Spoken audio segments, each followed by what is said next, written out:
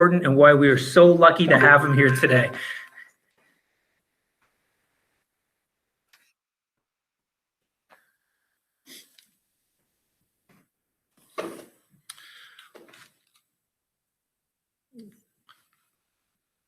First of all, good morning. This is a special time for me, November 16th, Louis Riel Day. And I want to acknowledge everyone being here. I want to thank you very much for sharing this time to not only increase our awareness of our cultures, but also to reflect on our history and the journey we have ahead of us. Thank you very much for taking the time. Dean has been especially gracious in setting this up for me. I'm not very techy. I will respond to your questions as best as I can. These are my opinions. This is the opinions based on my teachings and my learnings from Métis Nation. And I belong to the Métis Nation of Ontario, but my historic background is Red River. Both of my family tree lines are descendants from the Red River. So I've lived most of my life in Ontario, and I've only recently in the 90s realized through family that we were Métis and started on a journey to explore the possibilities of being a Métis citizen. I work with the Métis Nation of Ontario as a community president for Peterborough and District Wapiti Métis Council. And since in that position I've held for over 10, 11 years, and then moved into a regional council's position, Region 6, which extends from the Peterborough to Ottawa, north to Pembroke and such. So those are the areas that I look after, and there's 3 communities in that region. So thank you again for taking the time for increasing your awareness, and good morning. And please feel free to engage, and if I can help explain things about our Métis culture, I'll be happy to go ahead.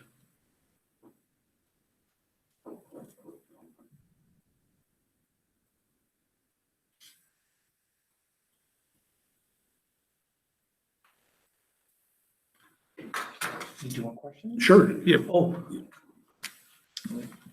We're going to open this up for some questions, and I can work with a better understanding of Métis Nation as well, who we are, who we represent.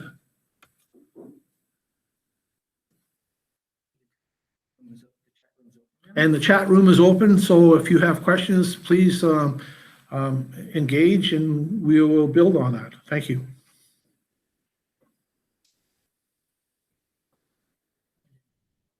Okay. The Métis people are historic peoples that came through the fur trade. We were very fortunate that the fur trade opened up vast areas in the Northwest, and in doing so, it created a chance for European settlers to engage with First Nations, and families developed, and from those families, a new culture, a new group of people emerged, and this is in the 17th century. So from those groups of people, they were not European, they were not First Nations, and they had their own identity. So it was a Métis group of people that built on their communities. They had their own music, they had their own language, they had their own way of doing things, and they also were connected to a very family-based culture. And we worked with nature, we worked with the land, and we've also opened up vast areas of the Northwest for future development and exploration in those regions of the fur trade. I'd be happy to answer any questions that you might have that I can sort of highlight where this new found positions that we have for our culture. In the mid-60s, there was a civil awareness for civil rights in the States, and that prompted groups of people to look at their own cultures. And with the movement in the States, with the American Indian movement, it also helped us to look at Métis culture, and we have different people that built on that. So they felt that they would explore their possibilities to be recognized, and they worked with the government. And through the 70s and into the 80s, they were able to have, when Canada repatriated the Constitution, they were able to be included in 1982 in the Section 35, which spells out that there's 3 Indigenous peoples of Canada, which are the First Nations, the Inuit, and the Métis. So we're always been recognized since 1982 formally as one of the Indigenous peoples of Canada.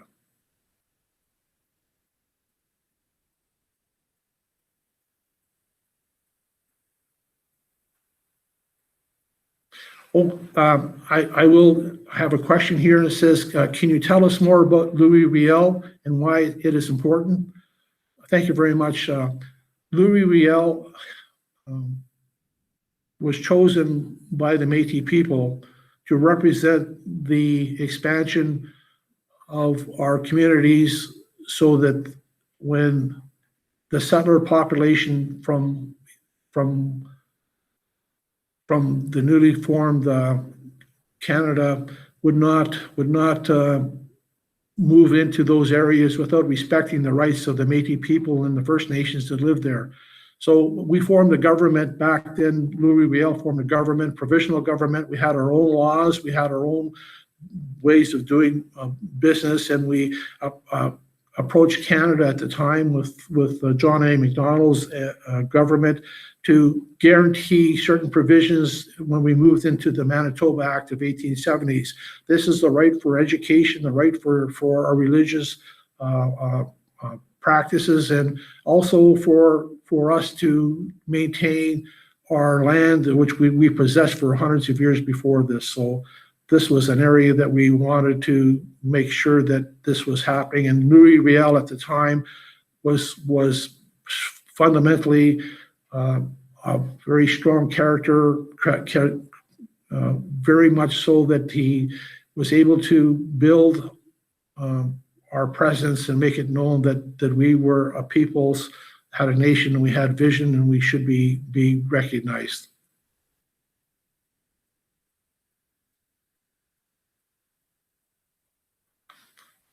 We have, in 1870s, we had 2 resistances. We had the 1870s resistance, which led us into the Manitoba being into Confederation. And then once those lands were to be distributed, it was done in an unfair way, which forced a lot of the Métis people to lose their lands and move into other areas of the Northwest.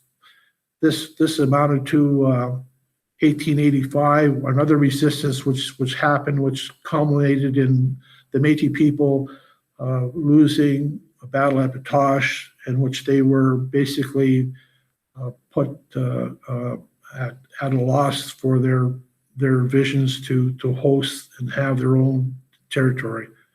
And from this area of 1885, we were basically pressured to go underground, to limit our practice of our culture other than what we did with our families. So for many years, we were practicing our own culture, our own aspects of our culture with our own groups, but we kept our culture alive with our music, with our family gatherings, and those things we were always building on.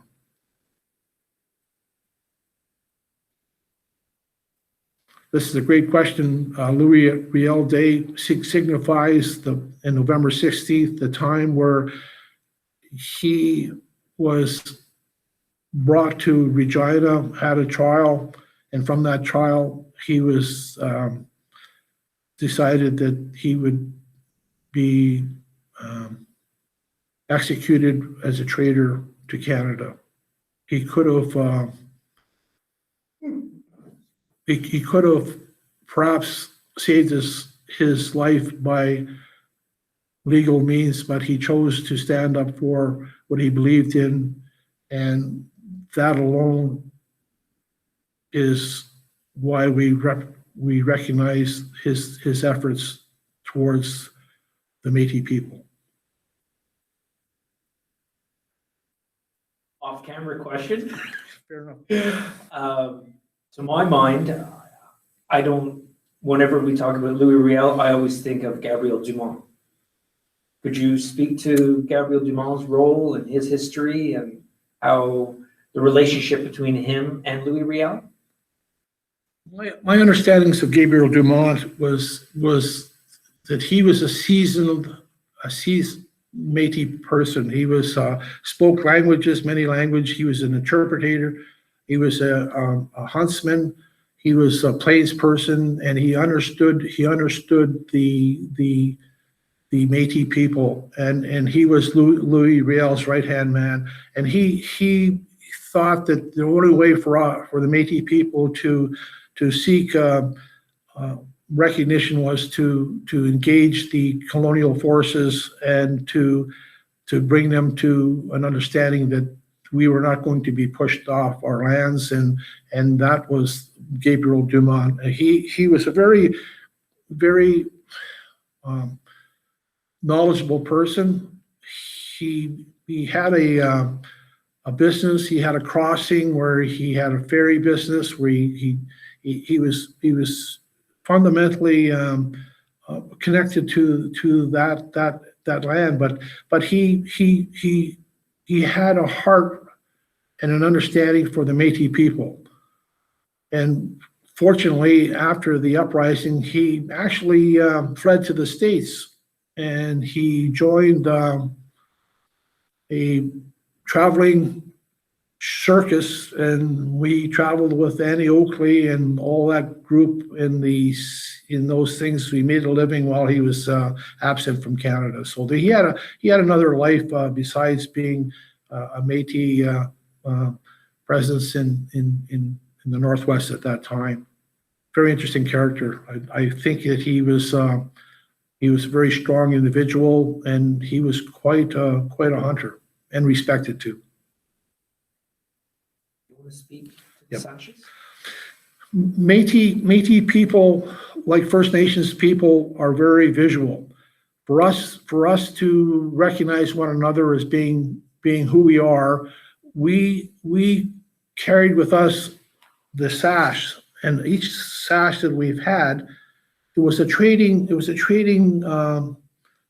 a piece that we use, but it was also a recognition piece of someone that was a friend that wasn't in danger. And each group of people, Métis people, had different colors from their families. It was part of something personal that you could wear and you could build on. So each families that wanted to devised their own colors for the sash, and in Métis life, we blend the colors to mean something, where the blues means the depth of who we are in our hearts, and then we have the golds, this the richness we have in our culture, and the red was like the blood that was spilled for us, and on. So each color that we have in here represents a significant part of who we are as a Métis people. We do use this as we wore this from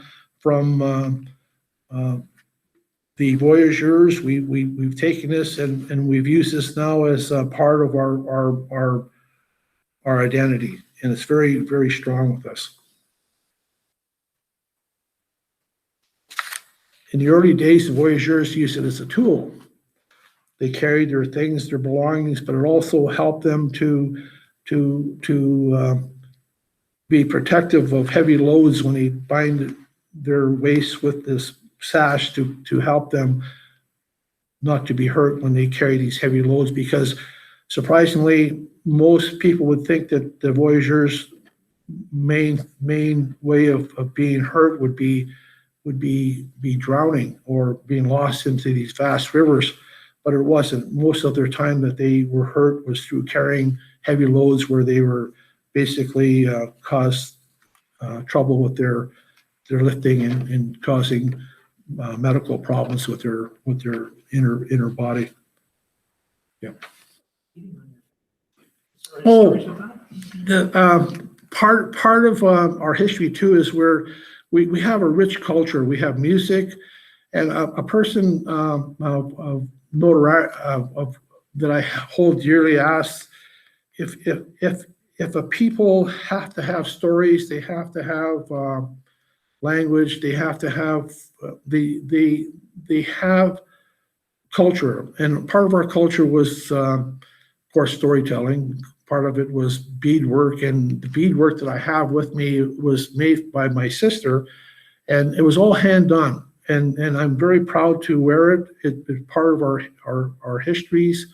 It's part of who we are as identification, but also gives significance to the fact that we're very, very rich in our arts and very rich in our whole position as being Métis people, a culture. You want to show your jacket? Want to do your jacket? Okay, thank you.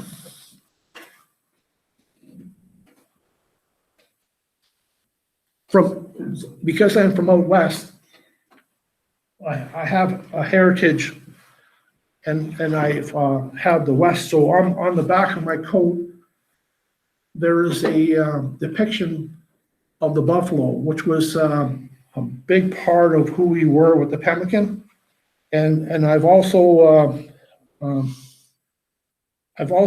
feel that it shows that we're connected, not only with First Nations, but from our European connection as well, because we walk in both worlds. We walk in the world of First Nations, and we walk in the world of the Europeans from our descendants, where we were taught our different languages, our religious aspects.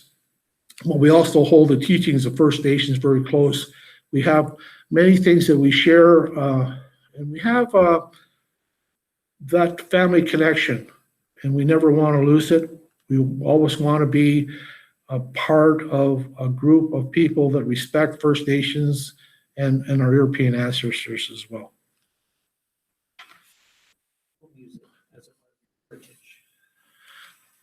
Music was a big part of why we were able to enjoy those long winter nights. And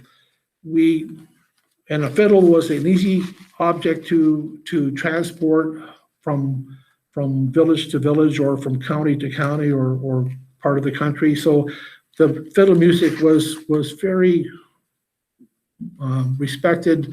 Players taught themselves to play their music from the homelands, plus the jigs and the reels. Plus we danced. We would dance to the wee hours of the morning with fiddle music. Fiddle music was always part of our expression of who we were as a people. When we got together, we shared food, we shared music, we shared stories, we shared times together with our families. We built on our family connections, and music was a big part of it. We spoke, basically, our own language was Michif, which is a form of French and First Nations dialect. And we have songs in Michif, and we have songs in French, and we have these good expressions of who we are as a people. The map or the flag, and Yeah. some of the pictures you have. Yeah. We have this, our Métis flag, and the Métis flag is significant to us because we had used this flag before Canada was Canada. In the early 1800s, it was part of us. It's the affinity symbol, and it signifies eternal birth and continuity of the Métis people from the meeting of two people. So that infinity circle is the joining of two peoples, two cultures together, and it became our rallying point and an understanding of who we are as a people in this Northwest. In our country, we owe a lot of our happiness and our understandings, to the people we've met and the people that we engage with. Our our time on the rivers and on the lakes and the transport routes have built up Métis communities across Ontario, across Manitoba, Saskatchewan, Alberta, and into BC, as well as the Northwest Territories and central parts of the United States, the northern parts, North Dakota and Montana as such. I have family that is in those areas. They are part of the historical Métis Red River people, but I also have ties with the peoples of the Great Lakes and the waterways here in Ontario. So Métis people travel, Métis people utilize the canoe. They were able to transport lots of consumer goods to the west and bring back the furs each year. Thousands and thousands of Métis or voyageurs ventured into the fur trade, and each year they would bring back the abundance of the fur trade. The Northwest Company was formed in Montreal to use the waterways, and Hudson's Bay Company was formed to utilize the Hudson's Bay, James Bay area at the mouth of the rivers. They built forts and had the local First Nations people come and trade with them. So, but the voyageurs were great people. They expanded many of the territories that we now understand that there were the trading routes for the First Nations. I think that like First Nations, we developed and we're indigenous, or we were very built items to help us with the fur trade. We built a York boat, which is a short flat boat, but it held great amounts of materials to move into these rivers that were navigated to Hudson's Bay. So there's many things that the Métis people were able to help expand and develop what we call the Northwest.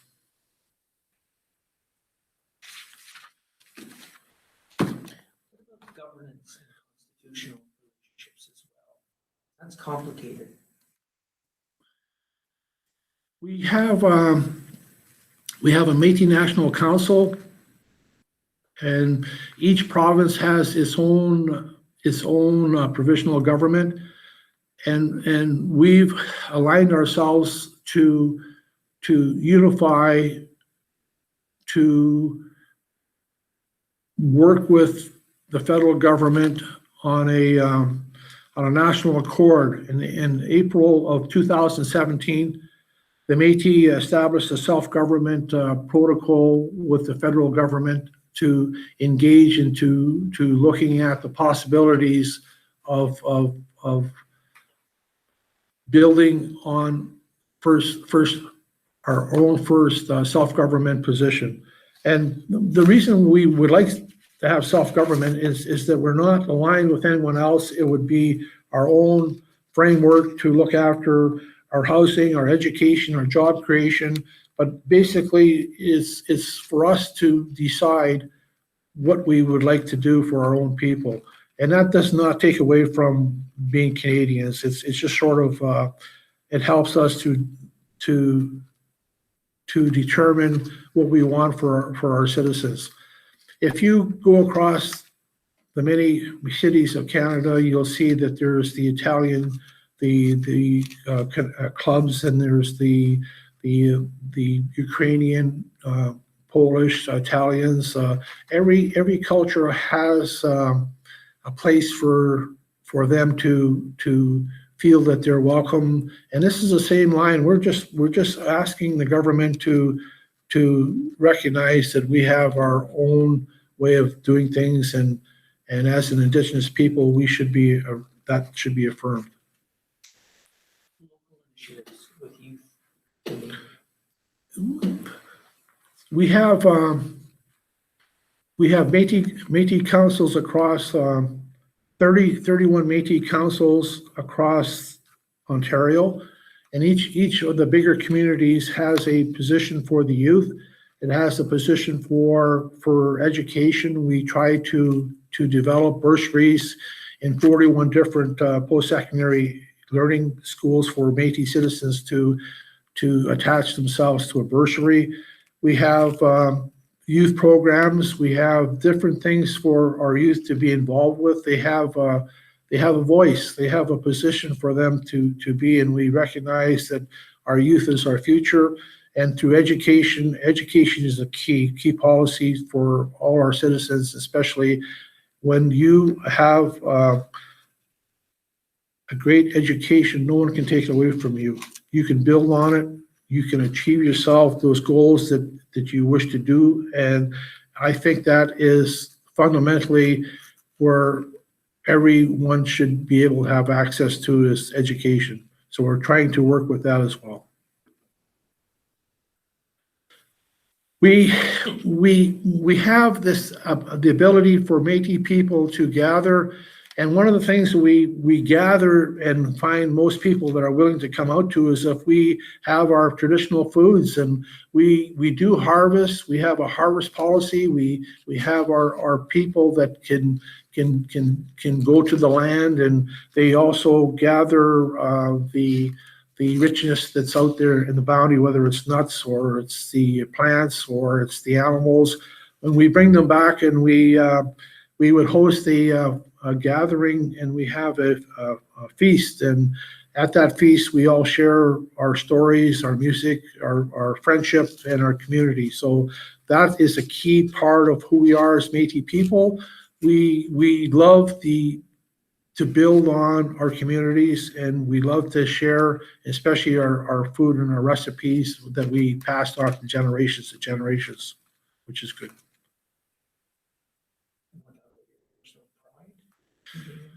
Yeah, I pride myself as being Métis.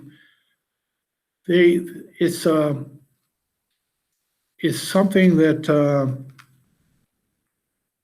I come to understand later in life, and it would have helped me if I was younger to be able to have seen and who I basically had knowledge of our rich history.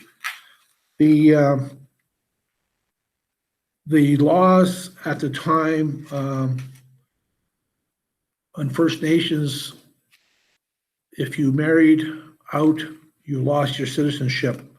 And a lot of our Métis people that came from First Nations communities had lost their citizenship to First Nations, but now they're under Bill C-3, they're able to attach themselves back to those communities. Most of the people could be First Nations, or some of them could be, but because if you're in a Métis community and you are accepted, there is a family connection. And for us, Métis people is who we are. Even though we are First Nations background, we are Métis people. So for me, I'm proud to be a Métis people, but I have a strong connection to my cousins, the First Nations, and always will have. I don't think many people understand, because it hasn't been taught in schools, why Métis people are a founding peoples in the country. With the history of how the Métis became a unique peoples.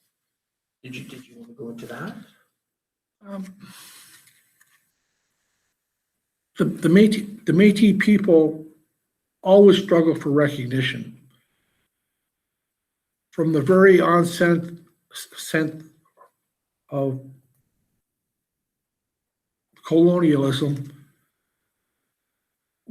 when we built our communities, we were tied in with the church, we were tied in with our local governments, but we were also being registered as a different group. And the term at the time was called half-breeds. So the half-breed part that we were associated with meant that we were in some ways depicted as being different, somewhat not being accepted as who we were as a people. So for us, we had to overcome a lot of prejudice. We had to overcome a lot of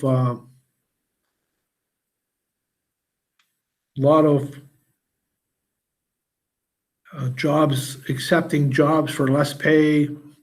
There was discrimination to a level, but it was seen as part of the powers to be, the colonialism, whether it was through Hudson's Bay or Northwest Territories. If you were an interpreter and if you were of Métis descendant, then you were paid less. But in reality, your connection with the land was so important that they needed you. So it was just seemed to be an off-sided presentation for Métis people. They fought this all through their existence as being recognized as in their rightful place in Canada's history. Do you have a favorite story that either you were told or that you told that's reflective of what's important for being Métis of the culture?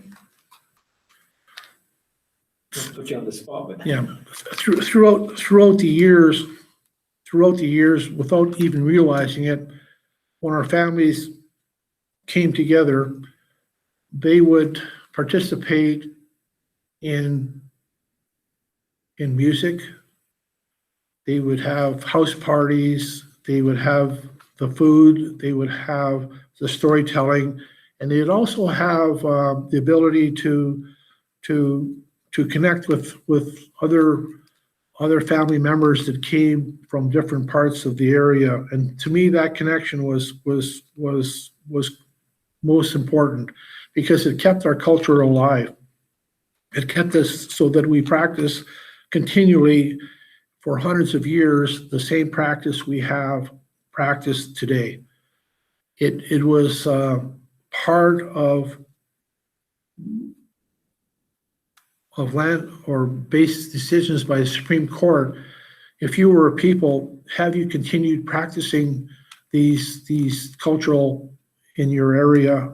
And if so, were those communities still there? And in Ontario, we have seven different Métis communities that continue this practice. The people joined together for celebration. They held within their own areas a uniqueness. And Métis people married Métis people. And we devised root family names that associate ourselves with Métis families. And for our citizenship that we have, we connect with those family names to ensure that we have legitimacy in our claims as we are as a people. So for us, it's very important that those family lineages are respected, and we're a group of people that is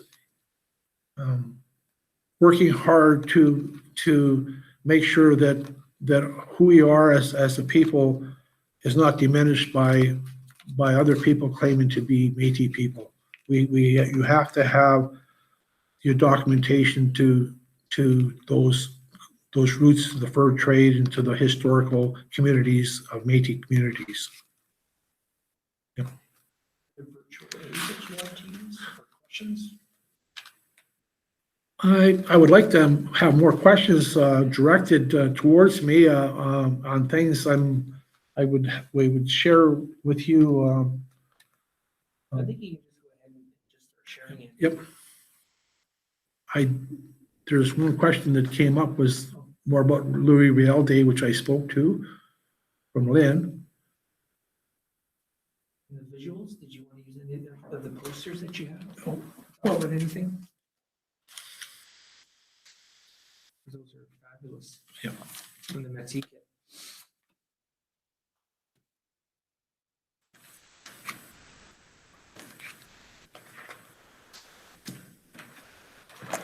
Okay. What I have here is the Pauli decision. And for us, Métis people, what it means is it went to, a court case went to the Supreme Court to decide whether or not we had the rights to hunt and fish in those areas where we have communities. And it took 10 years and much work and many dollars for us to work through the court systems. And even though in 1982, we were part of Section 35, Aboriginal Peoples of Canada, different parts of the government forced us to court decisions or to take us to court to prove that we had those rights as a people. And probably was the first time that Métis people was established to the Supreme Court of Canada that we as a people do have those rights and they should not be taken away from us. We have a struggle, and it seems to me that other groups of people are it's been easier for them to find their place, where we have to litigate our positions to show who we were and who we are as a people. So for us, it's always been a hard fought road. So we're used to it. We're Métis. We are strong. We're resilient. We're growing. We have many Métis people across Canada. If you look at the dynamics and of who we are as a people, about 1 in every 3 Indigenous people in Canada is Métis. So that speaks volumes of who we are as a people. And now we're just trying to get our citizens to a position where we can build on that.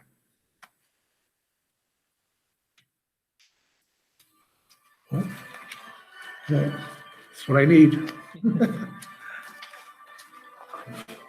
Sorry.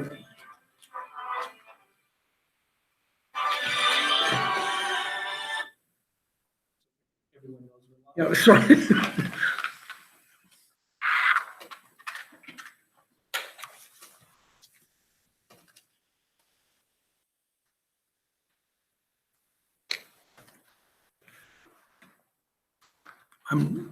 I'd be happy to speak on other questions if you have about Métis culture or Métis art or who we are as in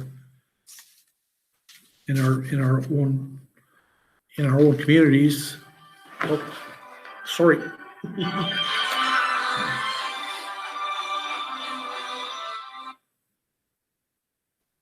this down. Your fans calling into you. Could be. I apologize. If there aren't any questions, Andy, that's okay. If you want to give some final thoughts, because we've done well. Okay. I just want to speak to the fact that Dean and the school board has been really great to include our culture, or an invitation for us to be here to speak on our culture and who we are as a people. We can only build on what we know and have the opportunity to come in and express what we want to do is great. And we look forward to maybe engaging further sessions with Dean and build on it. So thank you very much for being and part of it. And thank you very much for taking the time to listen to what we have to present. Thank you. So I'm going to say, on behalf of all of us here today that have joined and those that will be watching later on YouTube, I'd like to extend a hearty merci to Andy for bringing his wealth of knowledge and his personal stories to share with us. Today is Louis Riel Day, and we will also be having 2 other Métis educators from our board joining us in this series as well. So Jessica Outram, who's a principal with our board, will be speaking tomorrow, I believe, and Marilyn Robitaille, who is a teacher at Clark High School, will also be joining us. And they each are proud Métis people, and we're looking forward to building that relationship and keeping it safe. So thank you to all of you for joining us, and take care of yourselves. Bye-bye.